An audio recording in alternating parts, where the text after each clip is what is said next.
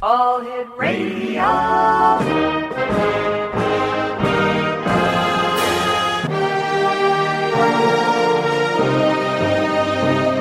Welcome to the X Zone, a place where fact is fiction and fiction is reality. Now, here's your host, Rob McConnell.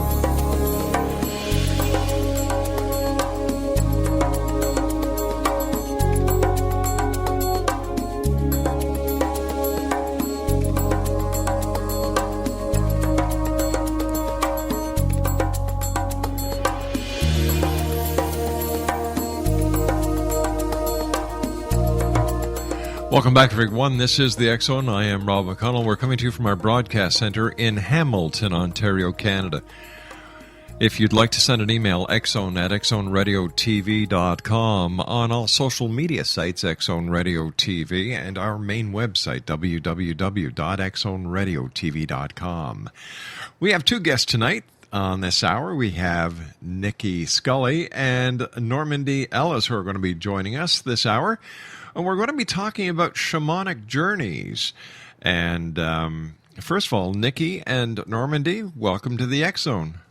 Thank you. It's a pleasure. Good to be here. All right, Nicki, why don't you tell us a little bit about yourself? Well, I've been, I guess I've been studying shamanism since the 60s when I first got turned on to LSD, and that sort of threw me into a completely different reality than the Beverly Hills world I was brought up in, and changed my life radically.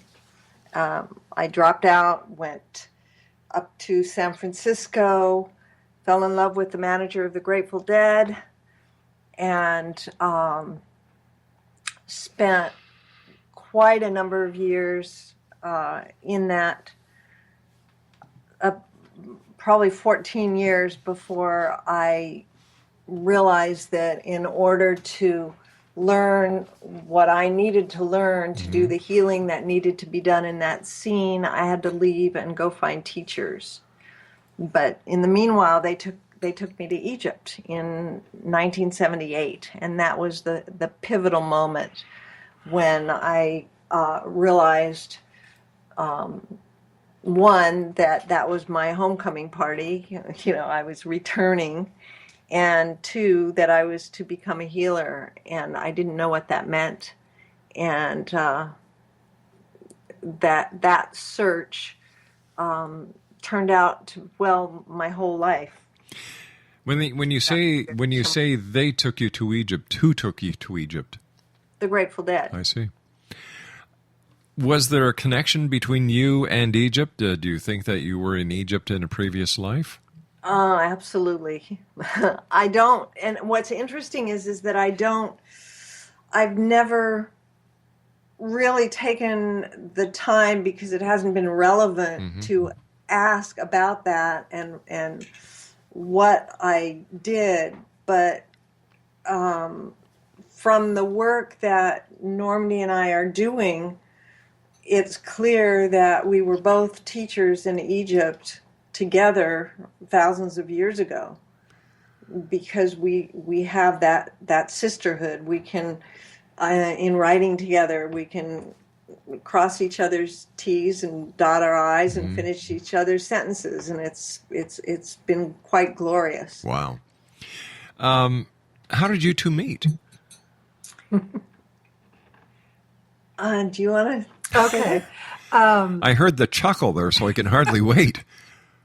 Well, I'd been translating hieroglyphs for a while and had published my first book, Awakening Osiris, and I think maybe even Dreams of Isis had come out by that time. And I knew who Nicki was, but I hadn't really met her yet. And so she decided to just cold call me. And I was living in Kentucky at the time, a single mom, had an 8-year-old daughter. And so my daughter gets this phone call, and there's someone on the phone asking for Normandi Ellis. And my daughter hollers out, "Mom, it's one of them." But it was really funny, and it was actually like a really kind of sweet little, the minute we started talking, it was as if we'd known each other for years. And then we started teaching together. I guess I managed to drag her to Egypt. Mm-hmm. And we taught in Egypt before we started the mysteries. And then we did 17 years of yearly retreats here at my home center in Eugene, Oregon, of the Egyptian mysteries, and 5 trips to Egypt. Wow. I've probably led more than 60 trips to Egypt since I first went in the 70s with the Grateful Dead. Ladies, you and I have to take a commercial break. We'll be back in 2 minutes. So from one of those to 2 of those, we'll be back on the other side of the commercial break with our very special guests this hour, Nicki Scully and Normandi Ellis. This is the X Zone. My name is Rob McConnell. We'll be back. Don't go away.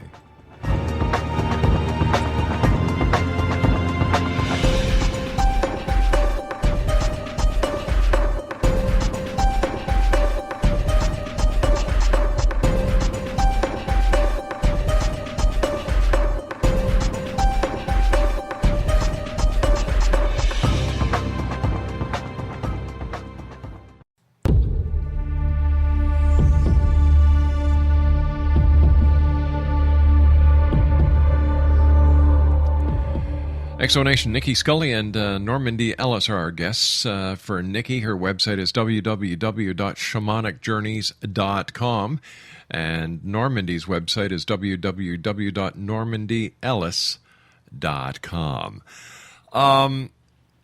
So what do you do when you go to Egypt? There is that laughing again. Well, we're pantheists. We have spent decades making relationships with the deities to which the temples and monuments were dedicated. And since Normandi can read the hieroglyphs, she understands that a lot of the instructions on the walls of certain Old Kingdom pyramids, like the Pyramid of Unas, and other writings are instructions not for the dead, as the traditional archaeology would say, but for the living, in order to receive the initiations they required in order to have direct connection from source and consequently be able to have enlightened rulership.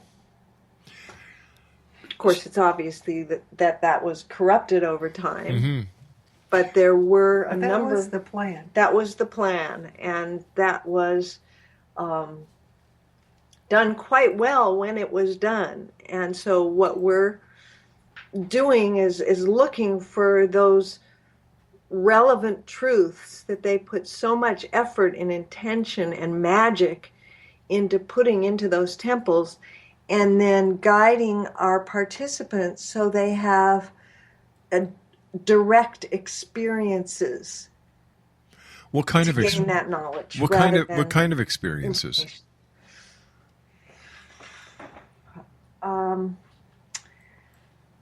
Well, for example,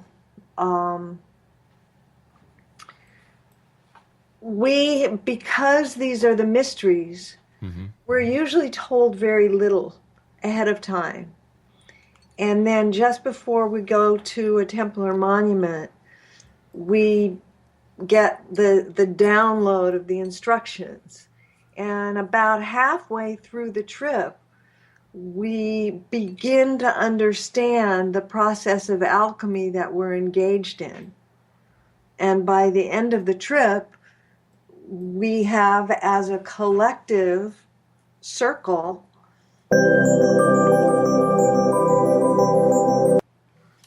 created the Philosopher's Stone or the alchemical gold, or that essential truth. and enlightened experience that we were striving for. Where do you get this information from? The instructions from that you were talking about? Well, mostly they come from looking at the hieroglyphs I see. and trying to understand them in ways that are not commonly understood, but to sort of work with a more spiritual understanding. Everything's encoded in those glyphs. Their symbols, their sounds, their mythological stories, and if you try to interpret them with just a one-word interpretation, you end up with sort of gobbledygook, and so you have to look at them in multiple ways through multiple lenses in order to really understand what they're doing. And, when I did the Book of the Dead, it took me 10 years to translate those hieroglyphs because I kept going through the text 3-4 times trying to make sure I got it right. And at this point, I know most of the text fairly well enough. I know the etymology of a lot of the words, a lot of the symbols are, they just appear in my dreams now. But that's the scholar speaking. She's also a priestess and a medium. And our teacher is Thoth. Have you ever heard of Thoth? No, ma'am. Also known as Hermes Trismegistus, the thrice great born. He is the mediator of the gods. Of that pantheon, and the oldest, and the one that as they grow and evolve, just like we are growing and evolving, he's the one that they go to find the wisest solution. So it's like turning on your FM radio and looking for that band or frequency where the truth, the cosmic truth, not the relative truth, exists, and you get the static off the line, and then you're in direct communication with Thoth. And that's our main teacher for decades, 3 decades for me. So what is it you're trying to do? You're trying to decode the hieroglyphics to get to the truth behind the Egyptian Empire, the lessons, the... Can I take it? Yeah, go ahead. Take it, Nicki. Actually, we're trying to find solutions to the problems on the planet so that we can bring as many people together through our books and the power of our numbers when we do planetary healing calls to actions, which are free phone calls where we try and get as many people as possible at the same time doing this magical work and finding solutions, putting them into action, revisioning the future, and getting back to that place of love, as you said, that was the 60s. That it's all based, everything's based in fear and greed now. And so my commitment when I realized I was becoming a teacher was to be able to provide the kind of elevated and expanded consciousness without requiring the use of things that make you paranoid or look over your shoulder or spend your life in jail. And one of the things that I think is really important is to, it's to remember that ancient Egypt has a history that's at least 3,000 years recorded history. Right. And from what they can look back into, That's before Christ. Yeah, that's before Christ. But that history was a long study in consciousness raising, and it was really about how to use the power of thought to manifest into the world. And I mean, that becomes translated as a word called Heka, which has been translated as magic. But the truth is that it's the power of the mind and the use of the will and the power of love to create that which you wish to envision. i.e., a better world. And the more people you have exercising this power of thought, the more likely that the world that you want to envision will come to fruition. What you had in ancient Egypt was a culture where, this one vision was given to the high priest or shaman who, the pharaoh who engaged the culture itself in fulfilling the vision in a point. It wasn't just self-aggrandizement, although it became that in its corruptive phases. But it was intended as a great process of civilization, of bringing understanding and relationship as co-creators. We believe the time for charismatic leaders is over because every person has to own their own authority, Right. and direct connection with divinity and cosmic law and natural law. So let me ask you this, ladies. It would appear to me that the ancient Egyptians were really a lot further evolved than we are right now. What happened to dumb us down as dumb as we are now, as we're striving so hard to get back to where we used to be? Well, here's a thought. Let's take it out of the construct of time as a linear function. Okay. Past, present, future. What if all that we have now in this web of being, which, physics proves to us that we are in this entire web where time and space, are all a part of one converge. essence. That's right, They okay. converge. So how is it that something that has happened in the past, you say, as ancient Egypt, and yet here we are now studying what this consciousness is in order to create and manifest it? What makes you think that we're not doing it right now? That we're not manifesting that ancient Egyptian consciousness? It's very simple, right because if you were, we wouldn't be having this conversation. You're striving to do it. You're not doing it. You're striving to, because if you had accomplished it, you wouldn't be writing books. You wouldn't be going back to Egypt. You wouldn't be educating We're people. doing it. But we're committed. But still, the accomplishment would be there. You wouldn't be talking It is about. It is already there. It's It just is a matter already there. of how we evolve doesn't depend on 1 or 2 or 10 or 20 or a few thousand individuals. There are billions of people, most of which are either dumbed down like the masses in this country. I don't know enough about yours to know if it's as bad as how it is here. And their desire nature is for things that are completely insignificant. Well, is that being dumbed down by a government, or is that just people being lazy? It's easy. It's easy to blame the government for anything that goes wrong, but it takes wait a second. Okay. But it takes real people to stand up and say, "Hey, you know what? I screwed up."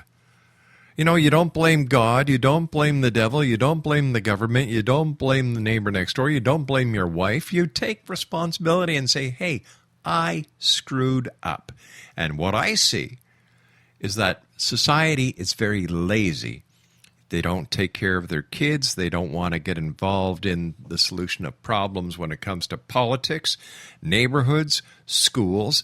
As long as everybody has their luxury items and they don't have to talk to each other, but just, use their little iPads and their iPods and away you go. Well, why are they lazy? Because they don't have the power of the vision. And if they knew that they had the capacity for envisioning a different future, would they use it? No, they wouldn't. That's the question. No, they wouldn't. So that's where greed comes in, because most of the people are too busy just simply trying to survive than be lazy. I mean, they don't have a whole lot of options.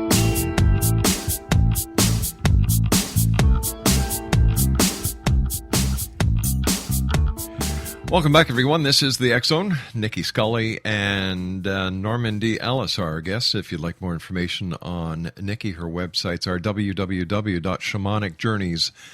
And for Normandi Ellis, her website is www.normandyellis.com. All right, during the commercial break with the news, we were discussing many things. And I was telling you ladies that my job here in the X Zone as a journalist and a broadcaster is not to preach to the people on which aspect of the alternative ways of thinking that they should follow. That's not my job. My job is to bring to the airwaves, bring to TV, put in print, the information that they can make their own informed decision on. Now, we've got people that are listening to the show right now who may be saying, I don't buy this stuff about Egypt. It was just a culture. It's just gone. Okay, great. They've got some pyramids. It's a great tourist trap. Away you go. That's what some people are thinking. Is that information or is that opinion? That's their opinion, just like what you're talking about is your opinion as well. Right. So if you put it out that we're giving information, we have to be very careful as journalists not to give our opinions as if it were information. And basically, my understanding is that almost everything that comes through our own consciousness has been gleaned from some other source and is put out as information. The news is really, to me, what goes on that's new inside the self. And no offense to you, Rob. Sure. I don't watch a lot of television and I don't listen to a lot of radio because I find that opinions creep into what I would classify as news information. And what I have to be careful of is having negative thoughts coming in from the outside, because that creates a culture of fear, which is just what we were talking about. Everybody's afraid. They don't have enough. It amps up their desire nature. They want more of this or more of that. They become greedy. And so we have to really be careful what we're telling people. The most important thing, in my opinion, that we can give anyone is the act of love and loving understanding and the talk between people that comes from a real heart-centered place. I understand. And I understand. think you'd agree with me too. I understand where you're coming from, but if you have gone through airports in the past and you've seen Hare Krishnas there, all they wanted to do was spread love. And how are they treated by the public? How are the hippies treated by the public during the 60s? People don't want to have to be told, make love, not war. Jesus loves you. They don't want to be. Wait a second. No. Wait a second. They don't want to be told. They want to discover this on their own. Yay, team. So you said this show was about shamanism. But shamanism isn't about information. It's about experience. So what kind of experience makes a person a shaman then? Oh, boy. Well, I'm not going to go through all that I had to go through in my life to sit in this chair and be who I am and have the reputation that I've gained. But what I can do is, in a short meditation, give your listeners an experience of what it feels like, because you can fool people with imagery, you can fool people with words, but you can't fool people with feelings. Okay, why don't you do that? Okay. So, how much time do we have? I want to be really careful. We have 11. Fast. We have 11 minutes. Okay, so I'm going to pull this off very quickly. So I'll ask your listeners, if they're driving, just pull over for a few minutes so that they can really focus on this. And all of the work that we do is heart-centered and begins at the heart. Okay. So you begin by just taking a moment to relax, take a deep breath, focus on your heart and perceive, imagine, see, feel, however it comes to you, that your heart center is a sanctuary for the heart flame of your soul. Okay. And as you bring that into whatever perception comes to you, whether it's a feeling or an image or something even that you make up, feed it with love and allow it to begin to grow so you can feel that warmth inside yourself. Then begin to add to that the breath by focusing on the heart of the earth all the way down to that, as close as you can get to that molten core, and begin to inhale up into your body, up to your heart. And it takes a couple of breaths to pull up that vital life force, the nutrients of the elements, the minerals, the plants, the different strata of the earth, and pull that all the way up to your heart center while you continue to pour love on your heart flame. There's an alchemy that happens. And then when you exhale, that breath goes from your heart out in every direction through every cell and molecule of your body. And those cells and molecules, they just kind of wake up and go, whoa, what just hit me? So you do that a couple of times and you begin to feel the power of that. And then you reach up to the sky and you begin to draw down from that field of intelligence that permeates the entire universe, which could include galactic beings, the star nation, whatever anybody would want to call it. But ultimately, it's that intelligence that is the matrix source of our knowledge. And you pull that in through your crown to your heart center. And that nourishes your flame while you're pouring love on it. And then you exhale that out and you feel suddenly you're in this in-between earth and sky, matter and spirit. And so the heart breath is simply to simultaneously breathe, pulling in the power of earth and sky simultaneously, letting it gather at your heart. As you add your own love, exhale it in every direction. And after several breaths, you'll feel your heart fire connect with our heart fire, even if you're in Eastern Canada and we're in Oregon. Wow. And all that space in between lights up.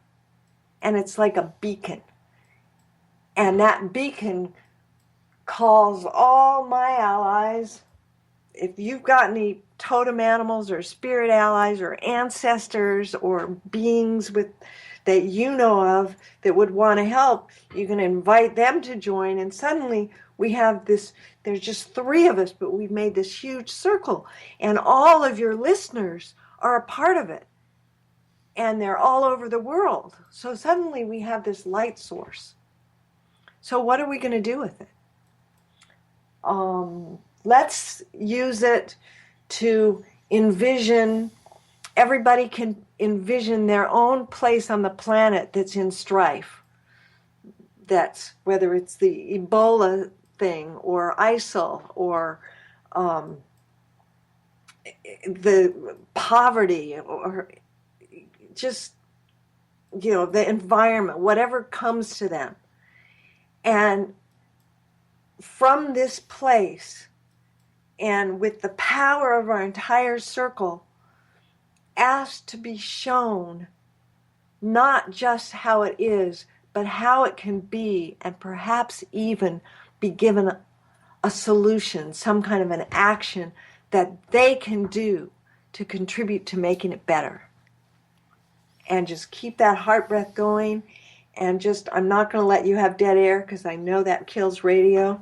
And so I'm going to keep talking while your listeners allow themselves to receive directly the image or the experience, or find themselves in that place and knowing the possibility of that change.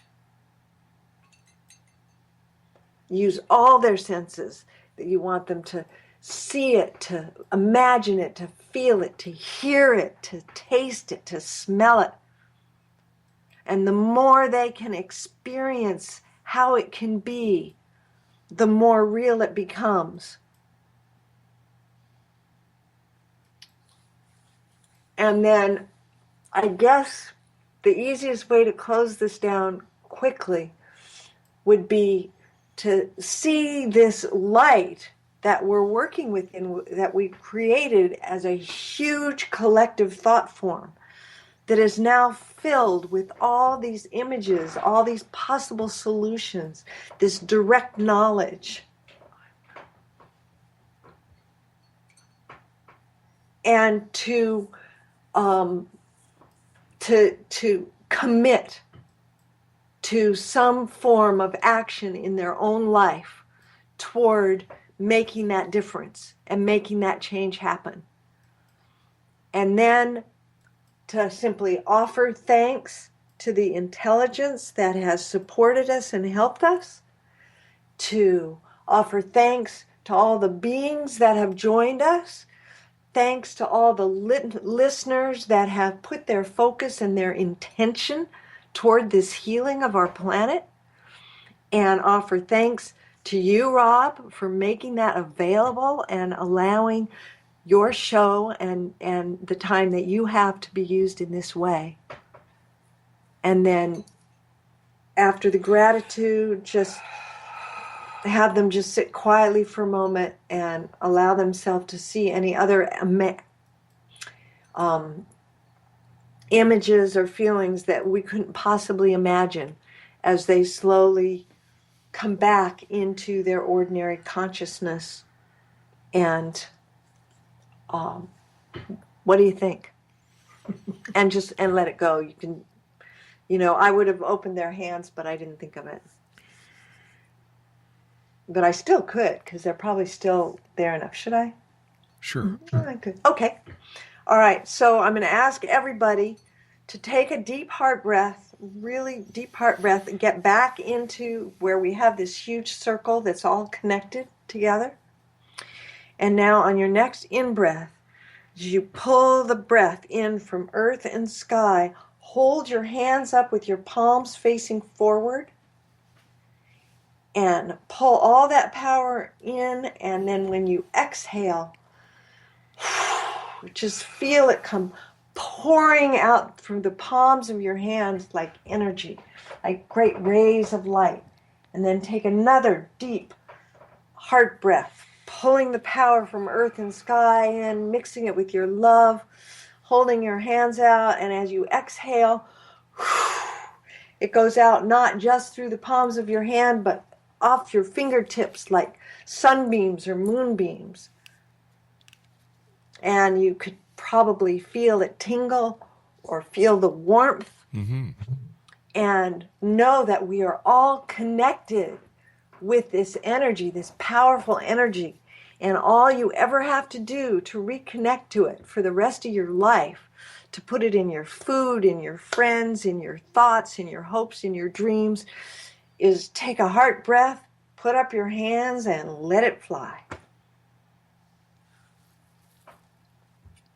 That's just the shortest experience I could come up with. Wow. That I thought might have an effect that would be helpful for your audience to understand what we're trying to do. I've got to tell you, the palms of my hands are hot. That's it. You got it. So now think of somebody that you know that's hurting. Or maybe you're hurting. Are you hurting somewhere? Do you No. have pain anywhere? No, I don't. Do you know somebody who does, or somebody who has? Yes, I do. Take those hands and direct it to them. Okay. And just, envision them healed. Envision that pain just dissipating as the power that's coming off your hand hits them. And then it'll it'll make your hand, it'll make the energy come out stronger as you do it. And this is for your audience too. I hope everybody's doing it for someone. I hope everybody's got hot hands, because that'll just prove what we did is real. Exactly. Yeah. Well, let them respond to you in whatever way you get feedback. And now, as soon as you feel like they've pulled that energy and the pain is dissipated, or there's been a shift, I'm not going to do a full-on healing now because that's not what you asked for, but there will be a shift that will have occurred. And then to just break that connection so that you're not holding the connection with that person in that way, you just blow on your hands and swipe your hands together, and that'll disconnect it. Do it again, and it'll shut off the energy. All right, ladies, we have to take our final break. Please stand by. Okay. Exonation, Nicki Scully and Normandi Ellis are our special guests this hour. Let me see, I've got enough time, Craig. I'll give out the websites, www.shamanicjourneys.com and www.normandyellis.com. We'll be back on the other side of this commercial break as we wrap up this hour here in the X Zone from our broadcast center in Hamilton, Ontario, Canada. All right, Exonation, this has been one heck of a great hour. My palms and my hands are still burning. Our guest tonight has been Nicki Scully, and her website is www.shamanicjourneys.com, as well as our second guest this hour, Normandi Ellis. Her website is www.normandyellis.com. Exonation, between the two of these ladies, they've written over 20 books together. And Nicki and Normandi, we were talking during the break about your trip that you're going to be going to Egypt. The first one is sold out. The one that Normandi is going to be taking, the overflow, is in December. But you've also got a newsletter that people can sign up on your website. Tell us about that. I periodically try and get it out once a month, because I try and do a planetary healing call to action once a month. And I do a lot of phone work, teaching over the telephone and private sessions and things like that, as does Normandi. And so to get an invitation to the free call to action, that's free. We just want as many people as possible, because we want to make a difference. And we want to do this work and connect the world in a way that we can make real change. And so just ask to be put on the list, and you'll get the newsletter and the invitations, or you can just look on the front page or go to planetaryhealingbook.com, because that's my latest book that I wrote with my husband, Planetary Healing. Spirit Medicine for Global Transformation, and it also has a CD that is about making spirit medicine that is from the communal cauldron that we can all make and drink together spiritually, and expand our consciousness and heal one another and the planet. And you can buy my books at Hathor's Mirror, which is also on Nicki's website. And my most recent one is called Imagining the World into Existence, which is all about the power of thought in the ancient world. And that's hathorsmirror.com. That's my web store. Ladies, we've got about a minute and 10 seconds before we have to say so long. What is your message for the world tonight? Oh, we can do it. If we really put our hearts and minds together, we can turn this ship of fools around. I really believe it with all my heart, but we don't have a whole lot of time. We have to work at it. Well, together we can make a difference. Together we can make a difference. Ladies, thank you so much for joining us. It's been a great pleasure talking to both of you. Thank you for burning my hands. And Nicki, do me a favor. Do you want me to cool them off? No. Tell the people that they can get back in their cars and get off the side of the road. Oh, yes. By all means. You should be able to drive now, no problem. Ladies, take care of yourself. Safe travels, and I look forward to the next time we all meet here in the X Zone. All right. All right. Thank you, Thank Rob. you very much. Bye-bye, ladies. All right. Bye-bye. Oh, what a couple of great ladies. www.shamanicjourneys.com. That's Nicki's website. And Normandy's website is www.normandyellis.com. Well, that's it for tonight, everyone. I'll be back tomorrow night at 10 o'clock as once again we cross the time-space continuum to this place that I call the X Zone. So if you've got the ability to help somebody out, whether it's giving them some change, whether it's giving some food, whether it's giving some clothing to people who really need it, that's what life is all about. You know, yes, we are a brother's keeper. And together we can make a difference. So until tomorrow night, always remember, Exo Nation, keep your eyes to the sky and your heart to the light. Good night now.